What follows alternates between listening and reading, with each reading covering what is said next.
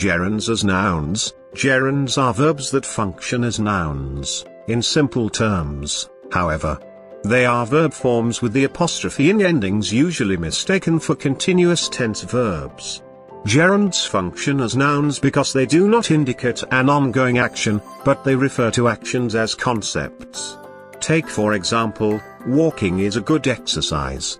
Even though we realize the verb form, walk, as being a movement from one point to another, in this sentence, it functions differently with an apostrophe in ending. Here it functions as the subject of the sentence, the element being described by the predicative noun exercise.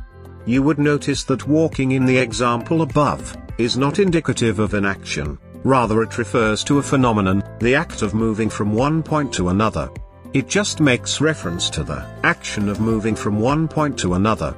Gerunds do not refer to verbs as actions, but as concepts, or phenomena, for example, dancing, winking, twitching, and so on.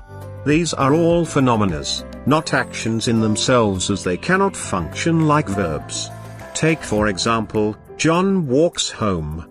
John walking home. You would notice that the first sentence is plausible, while the second does not even qualify to be a sentence because it lacks a finite verb.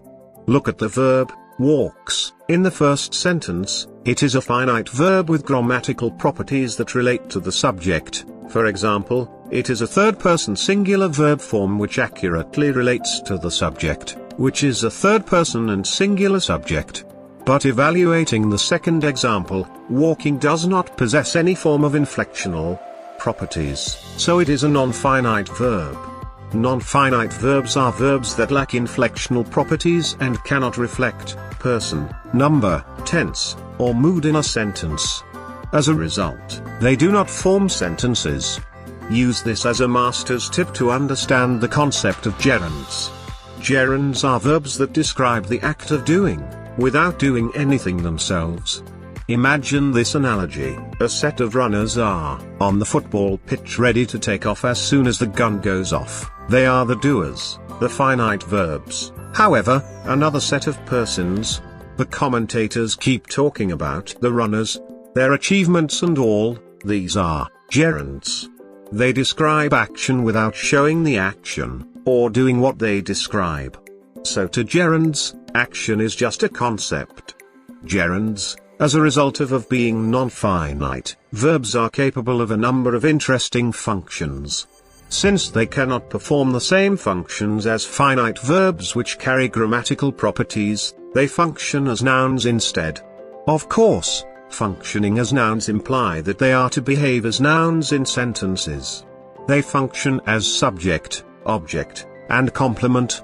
Examples of gerunds as subject of a sentence: sleeping is a relaxing act, cooking makes one happy, dancing puts him off, washing annoys boys sometimes, kickboxing is a martial art. In the examples above, gerunds function as the subject of the sentences, performing and initiating the actions of the sentences.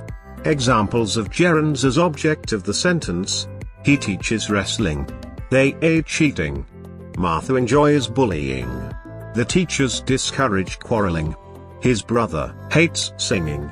Note, however, that a verb form changes function from gerund to continuous tense verb when it is preceded by an auxiliary verb and has a direct object.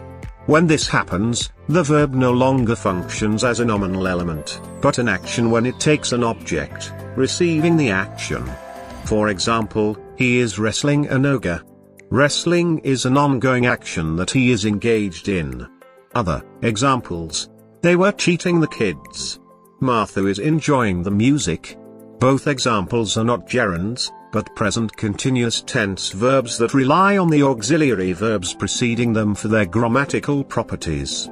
You can say they rely on the auxiliary verbs for their inflectional properties, that is, reflection of tense, person, number, and so on.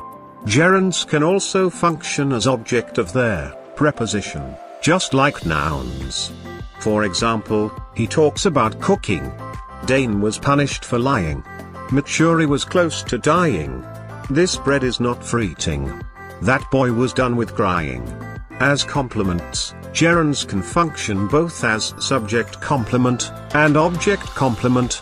For subject complement, they are connected to the subject by linking verbs, and they describe the state of being of the subject.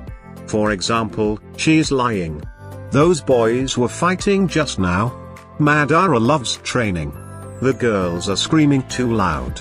She is singing on the top of her voice. As object complement, gerunds appear directly after the objects they describe, as opposed to when they appear after linking verbs, functioning as subject complement. For example, he likes the kid lying. Gertha adores the kid crying. I know the boy smirking. We beat the guy squinting. Jake helped the crooks squealing. So this captures the essence of gerunds functioning as nouns.